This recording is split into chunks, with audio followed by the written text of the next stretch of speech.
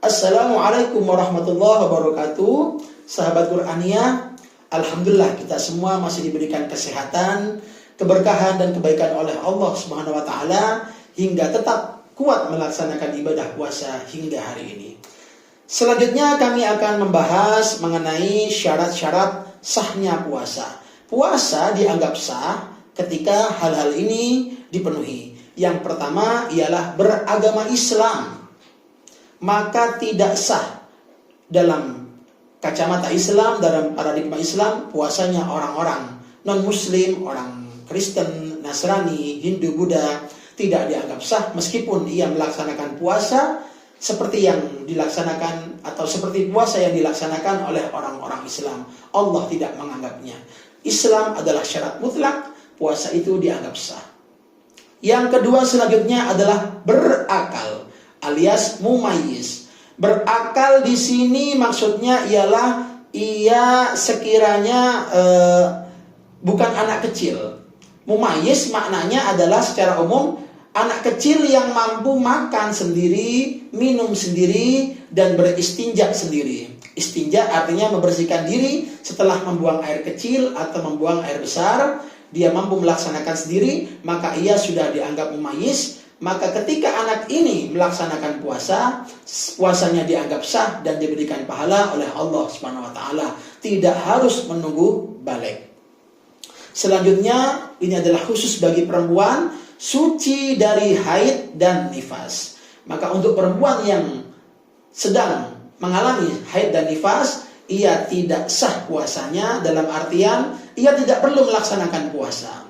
Nanti di luar bulan Ramadan dia harus mengganti alias mengkodoknya. Namun yang sebagai harus dijadikan catatan di sini, berarti kalau ada perempuan, ada ibu kita, kakak kita yang tidak berpuasa di bulan Ramadan karena haid dan nifas, boleh dong makan, minum di tengah jalan, boleh dong dia menikmati santap siang di depan masyarakat. No, tidak seperti itu.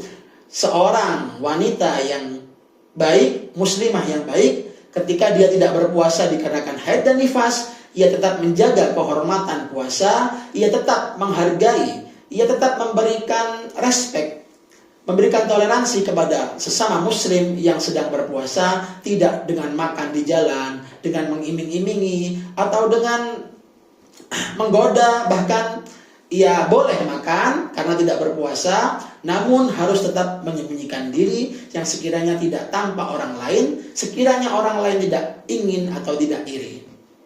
Selanjutnya ialah syarat-syarat wajib puasa. Artinya ketika orang ini memenuhi syarat-syarat ini, maka dia wajib berpuasa.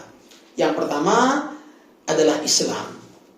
Yang kedua adalah mukallaf, berakal dan baligh.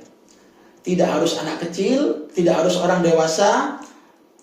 Artinya anak kecil ketika dia sudah mumayyiz tapi belum baligh, dia tidak wajib berpuasa.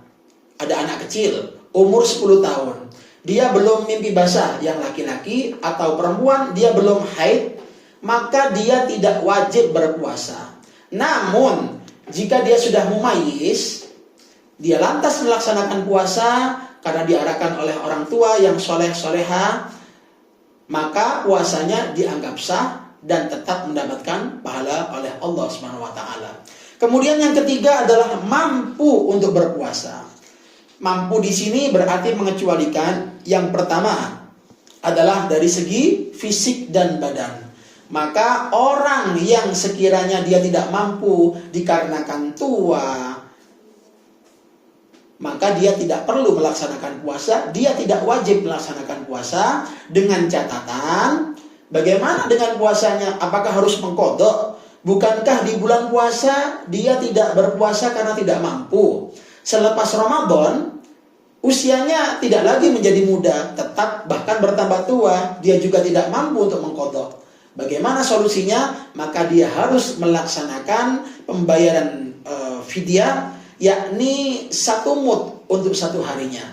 1 mud ketika dikonversikan ke dalam Indonesia, yakni 750 gram makanan pokok yang biasa dimakan sehari-hari di negara tersebut. Artinya di Indonesia adalah 750 gram nasi beserta lauk pauknya, kemudian kita bagi-bagikan kepada fakir miskin, kaum duafa, yatim piatu, dan lain-lain. Jadi andai kata ada orang tua kita yang memang sudah tua, ketika disuruh berpuasa, ketika melaksanakan puasa tidak mampu, selama 1 bulan penuh dia tidak melaksanakan puasa, selepas Idul Fitri, maka apabila orang tua ini punya harta, bisa dengan harta sendiri atau dilaksanakan oleh anak-anaknya, yakni tinggal mengkalikan 1 hari 1 mud alias 750 gram makanan, kita jadikan 1 makanan 1 bungkus, maka bila 30 hari ya 30 bungkus alias 30 mud. Jika 15 hari ya 15 bungkus atau 15 mud makanan alias 15 makanan dengan berat 750 gram minimal. Bagaimana jika kurang? Maka dianggap tidak sah. Bagaimana jika lebih? Saya lebihkan Ustadz, biar hati saya tidak was-was. Makanan ini sekalian saya banyakkan tiap bungkus, maka hal itu adalah lebih afdol. Kemudian yang terakhir adalah sehat. Orang yang sehat, maka dia wajib berpuasa. Bagaimana dengan orang yang sakit? Sakit seperti apa yang boleh untuk tidak berpuasa? Maka silakan untuk melihat pada seri selanjutnya. Sampai ketemu lagi sahabat Qur'ania. Assalamualaikum warahmatullahi wabarakatuh.